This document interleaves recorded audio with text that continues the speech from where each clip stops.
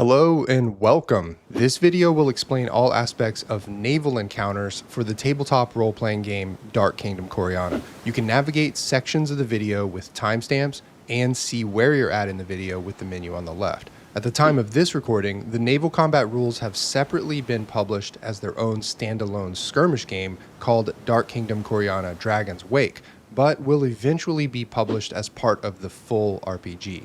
Special thanks go to Luke Stratton, the author of the naval combat rules for Pirate Borg, on which these rules were originally based. Alright, let's get started. Before discussing the rules themselves, let's become familiar with the anatomy of a ship. Every vessel in this game shares the same set of statistics and components. Hull represents the ship's structural integrity. When it's reduced to 0, the vessel becomes a drifting derelict. Difficulty rating, or DR, is the target number attackers must overcome when making attacks against the ship. Crew bonus represents the discipline, coordination, and fighting effectiveness of the crew. It's the captain's most valuable resource during combat and will be discussed in detail shortly. Sail indicates the ship's movement under wind power, while oar indicates its movement and ability to rotate under human power. Cannons determine the vessel's artillery strength against enemy ships. Small arms represents the effectiveness of the crew's muskets, bows, and other ranged weapons during naval engagements. Ram measures the damage inflicted if the ship deliberately collides with another vessel. Finally, cargo indicates how much equipment and supplies the ship can carry. These are the only statistics you'll need to understand to command a ship in this game. We'll return to each of them as they become relevant over the course of a battle. The goal of naval engagement. Victory in a naval skirmish isn't always determined by sinking the enemy ship. Different scenarios call for different objectives, and the most effective strategy depends on the circumstances. The most straightforward objective is to sink the enemy vessel by reducing its hull to 0. A ship that loses all of its hull becomes a derelict, leaving it unable to continue to fight. In many engagements, however, your goal might be simply to reduce the enemy's crew bonus. A weakened crew becomes less effective at firing weapons, maneuvering, repairing damage, and resisting a boarding action.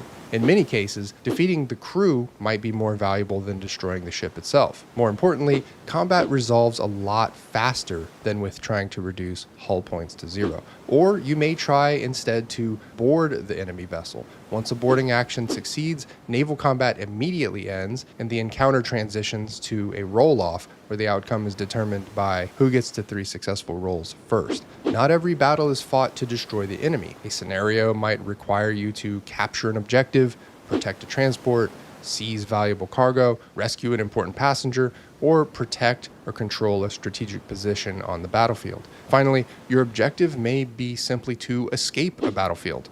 Preserving your ship and crew may be far more important than risking everything in a battle you cannot win. Varying the objective will keep naval encounters challenging and interesting. When in doubt, make the objective anything but reducing enemy ships to 0 hull points. The structure of one round. Let's examine how a round of combat unfolds. Every ship follows the same sequence of play each round, regardless of the number of players controlling it. Combat begins with the captain. Every ship has a captain controlled by either the player or the GM. If there are 2 players controlling a ship, only 1 player is captain. At the start of the ship's turn, the captain rolls a d20 for initiative. All ships in the battle will act from highest initiative to lowest, with player-controlled ships winning ties against NPC vessels. After determining initiative, the captain declares the ship's stance for the turn: oars only or sails up. We'll examine the differences between these 2 movement stances in the next section. The captain then moves the ship, rotating and advancing it according to its movement values and chosen stance. Careful positioning is often just as important as attacking, since that position determines firing arcs, boarding opportunities, and the effectiveness of enemy attacks. Before any other actions are taken, the captain distributes the ship's crew bonus. These bonus points may be assigned to any crew action performed during that turn, allowing the captain to strengthen the actions that matter most. Crew bonus is refreshed at the beginning of each ship's turn, making it a valuable resource to be managed every round. Once the ship has moved, the players perform crew actions. There are a minimum of 2 crew actions per turn per ship, such as firing cannons, rallying the crew, repairing damage, or attempting to board an enemy vessel. If you only have one player controlling a ship, then that player acts as the captain and will roll for both crew actions. If you have two players controlling a ship, then one acts as captain and may roll one crew action, or the remaining player could assume both crew actions. It's up to them. If multiple players perform the same crew action during the same turn, each additional attempt becomes progressively more difficult. This encourages the players to divide their efforts rather than repeating the same task. After all crew actions have been resolved, the ship's turn ends and play proceeds to the next ship in initiative order. Once every ship has completed its turn, the round ends and a new round begins following the same sequence. This order of play remains consistent throughout every naval encounter. As we examine each rule in greater detail, you'll see how every action fits naturally into this simple turn structure. It's time to understand one of the most strategic components of naval combat, crew bonus. Crew bonus is an abstract representation of everything the crew contributes to the effectiveness of the ship. It reflects disciplined sailors responding to orders, officers directing the battle, rowers working in unison, gunners preparing the cannons, deckhands assisting one another, and the overall morale and coordination of the crew. Rather than tracking dozens of individual sailors, the rules condense their combined efforts into a single resource that the captain manages each round. At the beginning of each of the ship's turns, its available crew bonus is fully refreshed up to its current maximum. The captain may then distribute these bonus points among any crew actions before a roll is made, strengthening the actions that are most important at that moment. For example, the captain might assign +2 crew bonus to a character firing cannons in an attempt to cripple an enemy vessel. This means that when the player rolls a d20 to see if they succeed in firing cannons, they would add 2 to their roll result. Alternatively, the captain might allocate all of their crew bonus for a ramming attack or into a repair action to try and ensure it succeeds. Because crew bonus refreshes every turn, it is meant to be spent. An effective captain constantly evaluates the battle, deciding where the crew's efforts will have the greatest impact. Movement. Movement is the foundation of naval combat. Good positioning allows you to bring your cannons to bear, avoid enemy fire, line up a ramming attack, or prevent an enemy from escaping. Every ship moves using one of 2 movement stances, sails up or oars only. The captain chooses the ship's stance at the beginning of every turn before movement begins. When using oars only, the ship moves using its oar value. During this movement, the captain may spend oar points to either move forward or rotate the ship. Rotating the ship by 1 hex face, or 60 degrees if you're not using a hex gridded map, costs 1 oar point, allowing the vessel to maneuver freely without requiring forward movement. Because the sails are furled away while in the oars stance, they also cannot be targeted by enemy attacks. When using sails up, the ship combines the power of its sails and oars, allowing it to move farther each turn. Unlike oars only, however, the ship must move at least 1 hex forward, unless of course it is boarding, ramming, anchored, or unable to sail because of calm winds. While moving, the ship may rotate 1 hex face for each hex it travels, allowing it to make broad, sweeping turns rather than pivoting in place. Thus, sails can create more movement per turn, but requires the captain to think several hexes ahead when planning a course. The advantage of greater speed also comes with another disadvantage. While the sails are raised, they become exposed and may be targeted by aimed cannon attacks. And if your sails are up during a storm, there's a 1 in 6 chance that they'll be destroyed every round. If the sails are destroyed, the ship is forced into the oars-only stance until repairs can be made in harbor. Although movement normally only occurs during the captain's portion at the beginning of every turn, 1 crew action can contribute to more movement. A character may perform the drive the oars action, urging the rowers to push beyond their normal limits.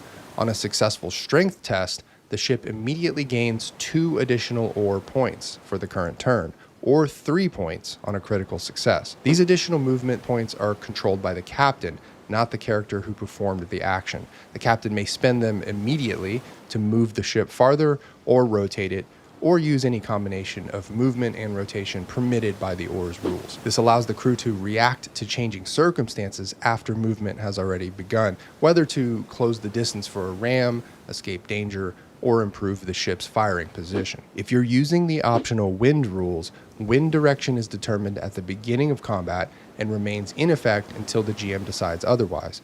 A ship traveling with a favorable wind receives its full sail movement.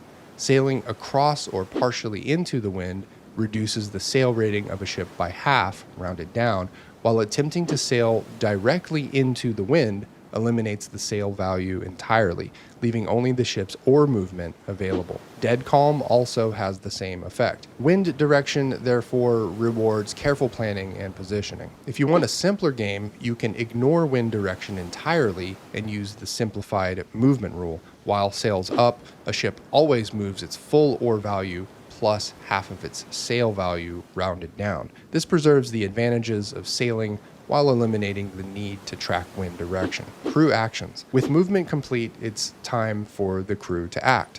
Crew actions represent the individual contributions of the player characters as they command the crew to keep a warship afloat and fighting. Almost every single crew action is resolved with an attribute test. If you're using these naval rules as part of a Dark Kingdom Koreana campaign, your character simply uses the same 5 attributes that they already possess on their character sheet. If you're using these naval combat rules as a standalone skirmish game, you can instead generate a simplified set of attributes using the quick rules found in the rulebook and seen here. Either way, almost every crew action is resolved using one of the same 5 core attributes: strength, agility, presence, toughness, or spirit. Let's see how an attribute test works using the first crew action, fire cannons. To fire the ship's cannons, the acting player rolls a d20, adds or subtracts their presence attribute, then adds any crew bonus assigned to them by the captain. The final result is compared against the target ship's difficulty rating, or DR.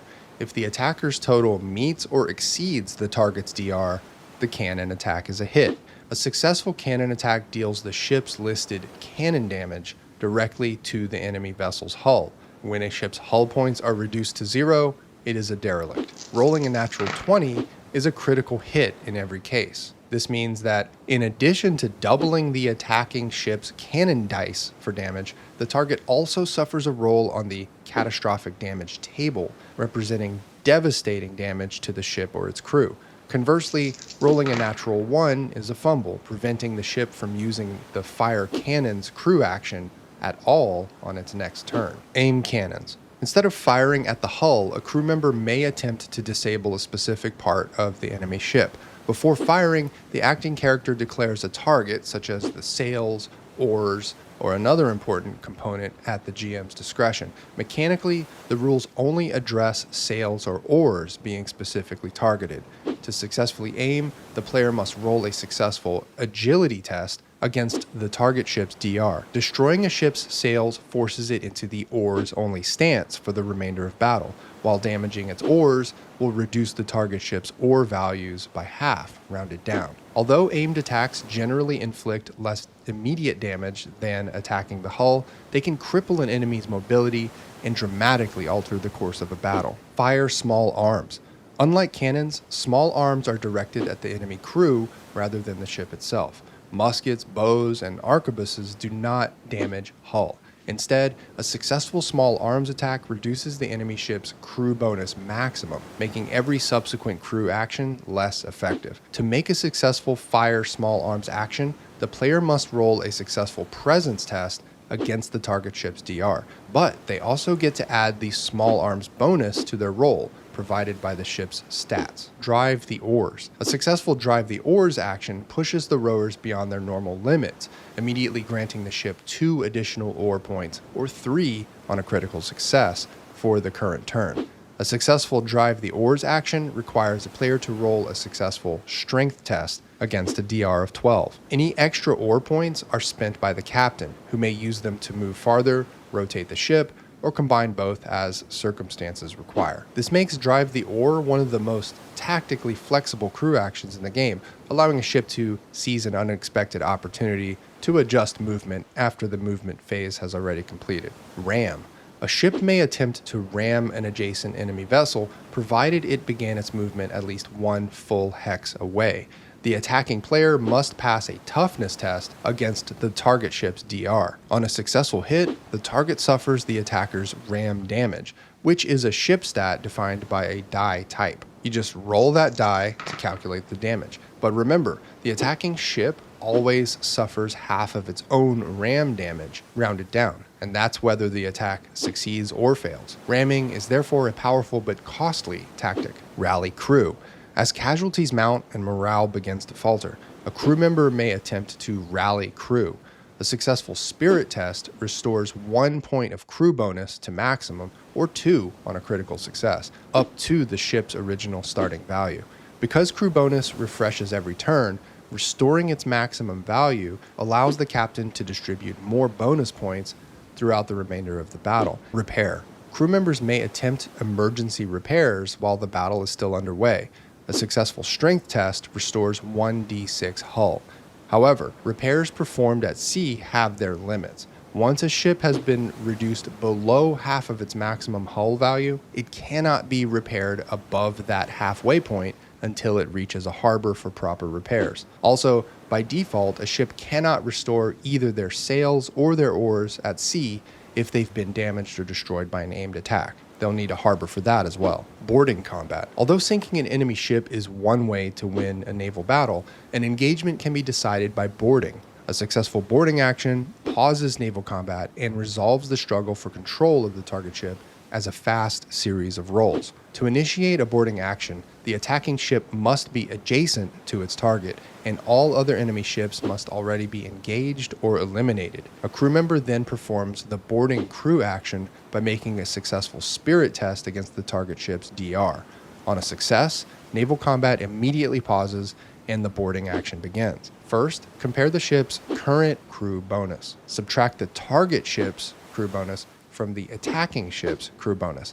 The result becomes the attacker's modifier on every boarding roll. If both ships have the same current maximum crew bonus, the attacker receives no modifier, and if the result is negative, that modifier becomes a penalty to the attacker's rolls. The attacker rolls first.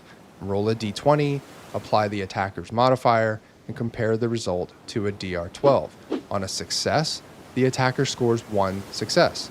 The target ship then rolls an unmodified d20 against DR12. On a 12 or higher, it also scores 1 success. Continue alternating rolls until one side reaches 3 successes. If the attacker reaches 3 first, the target ship's crew is defeated, captured, or forced to surrender, and control of the vessel passes to the victors. If the target ship reaches 3 successes first, the boarding attempt is a failure.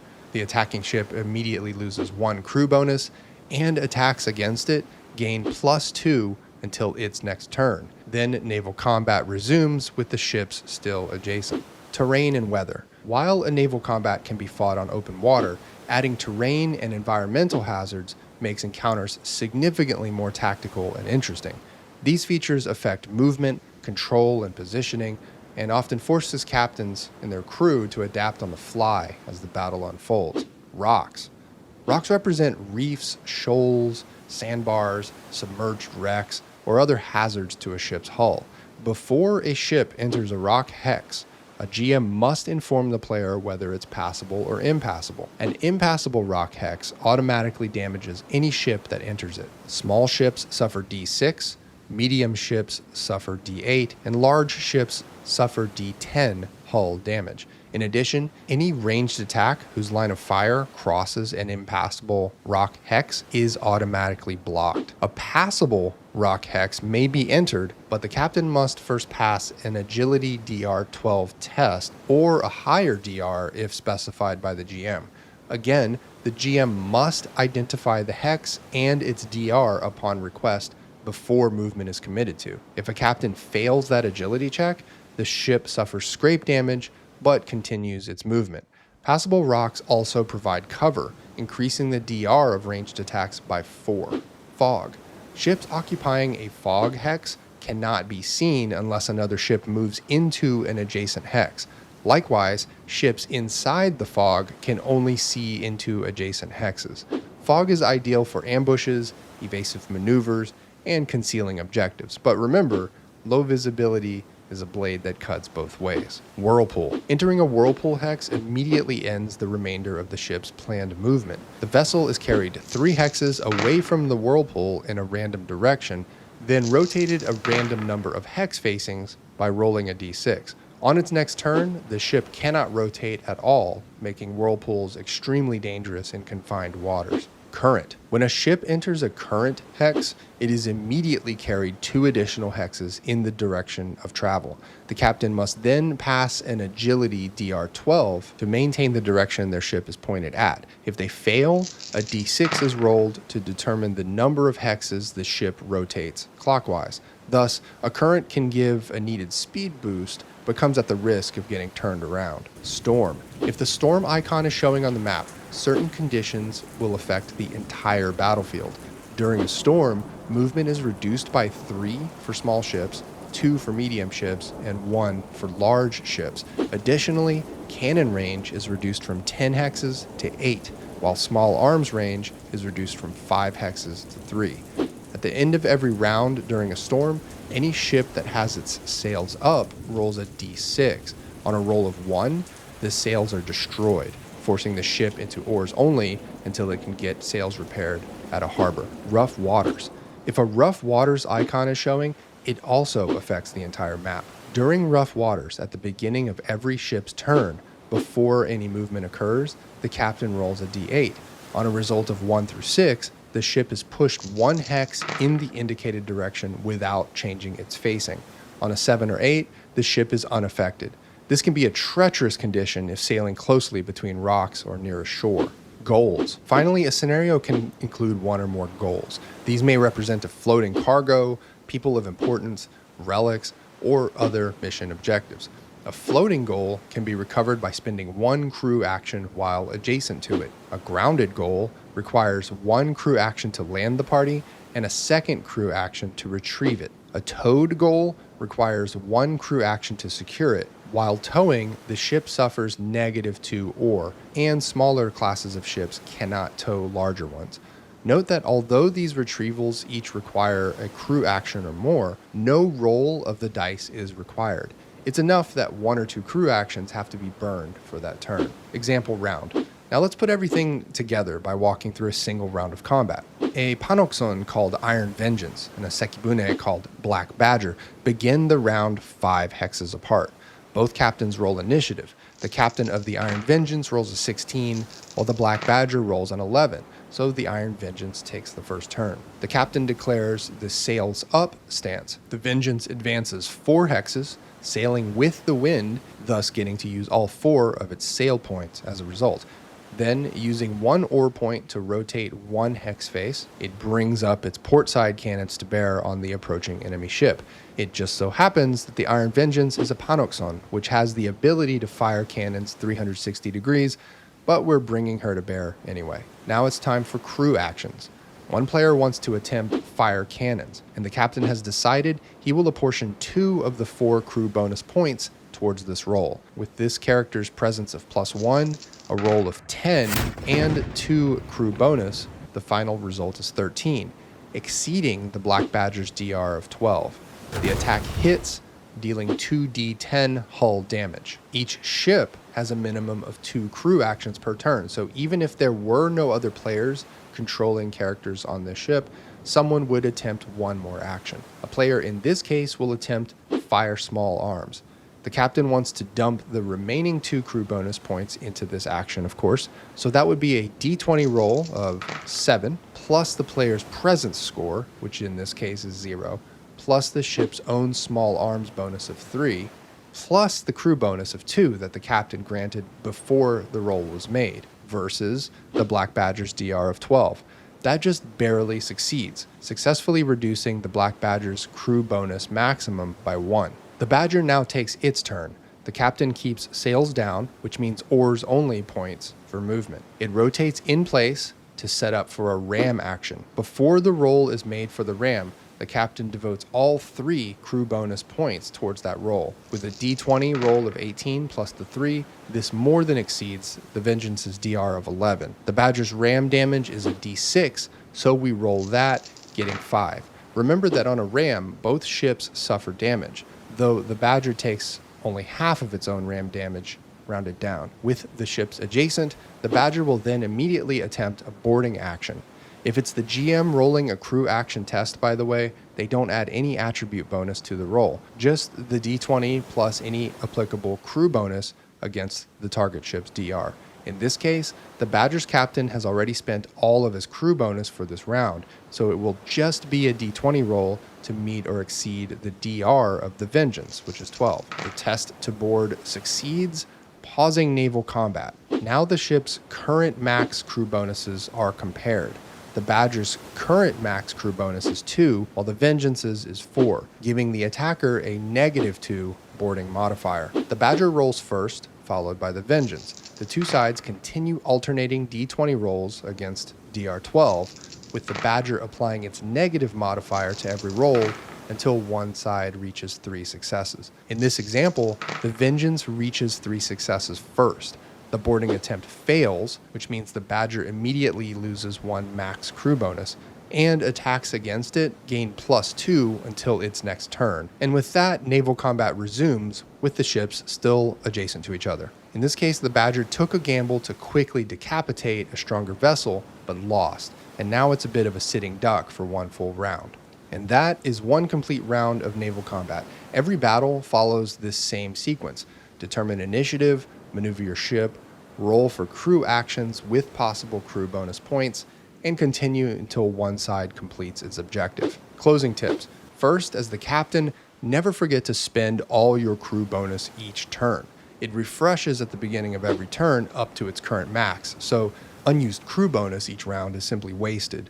Well-apportioned bonuses can make all the difference. Remember that small arms wins boarding battles. If your goal is to capture an enemy vessel by boarding it, you should try to reduce the target ship's crew bonus with small arms attacks before attempting to board. The optional wind rules reward careful positioning and make maneuvering more tactical. But if you prefer a faster paced game, don't hesitate to use the simplified movement rules instead. And if you want more movement each round while also ignoring wind rules, then just award each ship full sail movement each turn when their sails are up. Finally, always remember your objective. Not every battle is won by sinking the opposing fleet. Escorting a transport, recovering a relic, rescuing a passenger, or just escaping a tricky situation can be the victory condition that you need to be focused on, and it could be a lot more interesting than mere attrition. That's about it for naval combat in Dark Kingdom Koreana. I hope this tutorial has given you everything you needed to get started with confidence running naval encounters. You'll find links for everything below, and let me know down in the comments if you've run or played a naval encounter with these rules and what your experience has been like. Thanks for watching.